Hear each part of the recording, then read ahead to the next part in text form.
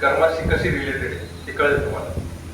एक युरोपमध्ये एक ज्यूइश लोक असतात, ज्यूइश लोकांचे जे धर्मगुरू आहे ना त्यांना रब्बाय म्हणतात. रब्बाय, तो एक रब्बाय होता तिथं. ते रब्बायचं धर्मगुरूचं काम काय असतं? सगळ्या लोकांना धार्मिक मार्गाने लावणं, धार्मिक ज्ञान देणं. सगळ्या धर्मांमध्ये असतं, मुस्लिम धर्मांमध्ये असतं, ख्रिश्चन धर्मामध्ये, आपल्या हिंदू धर्मांमध्ये आपण त्यांना गुरु म्हणतो.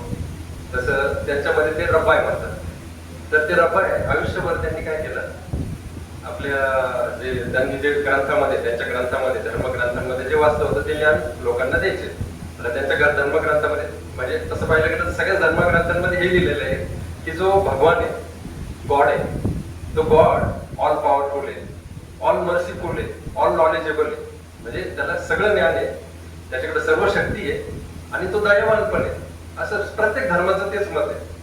तर त्यांच्या धर्मामध्ये हे नॉलेज असल्यामुळे तो जो रब्बाय होता लोकांना सांगायचा की देव ज्ञानवान आहे, देव शक्तिशाली आहे आणि जे देव दयावान पण आहे. हे तिन्ही पण गुण देवामध्ये आहे, भरपूर प्रमाणात आहे, असं तो सांगायचा. आयुष्यभर त्याने ते ज्ञान दिलं. आता घडला एक प्रसंग असा की त्याला नंतर मुलगा झाला. त्याला आहे ना नंतर मुलगा झालाय. पण तो मुलगा झाला ना, त्याला जन्मल्या त्याला एक आजार झाला होता. त्या आजाराचं नाव होतं प्रोजेरिया. आणि ते प्रोजेरिया आजार असा असतो की एखाद्या मुलाचं जे वय ना बरोबर वाढायला लागतं. म्हणजे तो जर 5 वर्षाचा असेल तर तो 50 वर्षाचा दिसतो.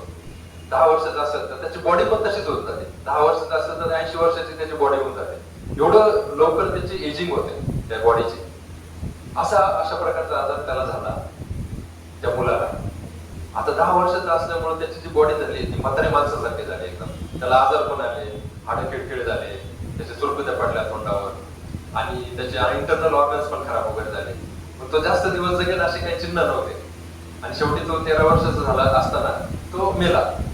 मरणाचं कारण काय? वृद्धापकाळ आणि मदत. आता 13 वर्ष म्हणजे काय वृद्धापकाळ नाही, पण ती आजारच असा असल्यामुळे प्रोजेरियामध्ये बॉडी लवकर एज झाल्यामुळे 13 वर्षामध्ये त्याचं जीवन संपलं. म्हणजे असे पण रोग असतात प्रोजेरिया. तर याच्यामुळे काय झालं, तो जो रब्बाय होता धर्मगुरू, त्याचा थोडा हे बघून त्याला असं वाटलं की माझ्या जीवनामध्ये असं का झालं. मी लोकांना तर एवढं देवाकडे नेण्याचं ज्ञान देतोय, देवावर माझं एवढं प्रेम आहे, गॉडवर माझं एवढं प्रेम आहे, मग देवाने माझ्या बरोबर असं का करावं. आता या सगळ्या समाजामध्ये देवाचं सगळ्यात जास्त शिक्षण असलेलं मीच आहे आणि ते शिक्षण लोकांपर्यंत देण्याचं काम पण मीच करतो. आणि मग असं असताना मी देवाचा एवढं प्रसार करतोय आणि माझ्या बाबतीत असं का काढावं. मग हे त्याचं चिंतन चालू असताना त्यांनी एक थिअरी मांडली. म्हणजे बघा, आपल्यावर वाईट प्रसंग आला, त्याला खूप दुःख झालं, त्याचा मुलगा मेल्याचं खूप दुःख झालं. आणि त्या दुःखामध्ये मग त्याने म्हणजे असं सारासार विचार न करता असे वेगळे विचार करायला लागला. मग तो असे मनोकल्पित भाव बनवायला लागला. म्हणजे ग्रंथात जे सांगितलं होतं त्याच्या विपरीत बोलायला लागला. त्याच्यामध्ये तो चेंज झाला. मग तो काय म्हणायला लागला, अरे मी सांगायचो देव ज्ञानवान आहे, देव दयावान आहे आणि देव खूप शक्तिशाली आहे, पण मला असं वाटतं, असं त्याचं मनाचं मत तो व्यक्त करायला लागला लोकांपुढे, की मला असं वाटतं की याच्यापैकी देवाकडे फक्त 2च गुण आहे, तिसरा गुण नाही आहे त्याच्याकडे. म्हणजे एक तर देव दयावान आहे, नाहीतर दयावान आणि शक्तिशाली आहे, पण तो ज्ञानवान नाहीये, असं त्यांनी तर्क मांडला. कारण तो दयावान आहे, शक्तिशाली आहे, पण तो ज्ञानवान नाहीये.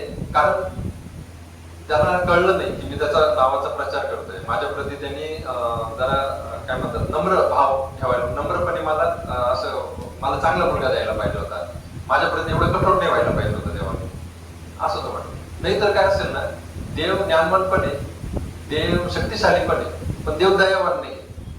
म्हणजे त्याला ज्ञान पण आहे की मी एवढं करतो, तो शक्तिशाली पण आहे, पण तो हे माझ्या मुलाचा आदर थांबू पण शकला असता, पण तो दयावान नाही, कारण त्याला दया येत नाही कोणाची, त्याला माझी पण दया नाही आली.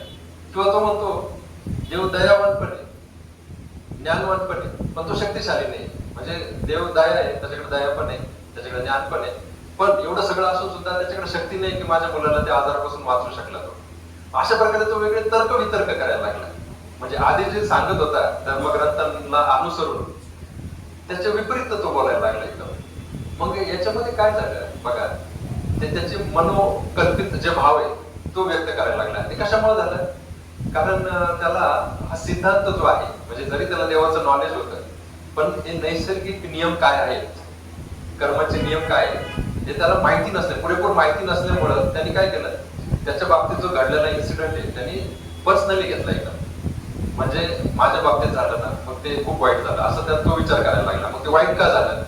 आणि तसं पाहायला गेलं तर आपण पण असाच विचार करतो. आपल्याला असे वाईट प्रसंग आला ना, सगळ्यात आम्ही आपण देवाला नाव ठेवतो की देवा तू असं काय केलं, मी तुझी भक्ती करतो ना, दररोज तुला सकाळी दिवा लावतो की नाही, संध्याकाळी लावतो की नाही, हा मग तू असं काय केलं माझ्या बरोबर, असं आपण लगेच स्वाभाविक येते आपल्याला. आपण सगळ्यात पहिलं आपण स्केप बोर्ड कोणाला करतो? देवाला करतो. माझ्या बाबतीत अशी एखादी घटना घडली जी मी कंट्रोल करू शकत नाही आणि त्याच्याने माझं नुकसान होत असेल, अशी घटना जर वाटली आपल्याला, तर आपण डायरेक्ट देवाला नाव ठेवतो. आता हे कशामुळे होतं? तर त्याला जर कर्माचा सिद्धांत माहिती असता तर त्याने ही मोडतोड केली नसते, शास्त्रामध्ये ही मोडतोड केली नसते आणि स्वतःच्या मनाचं मत मांडलं नसतं.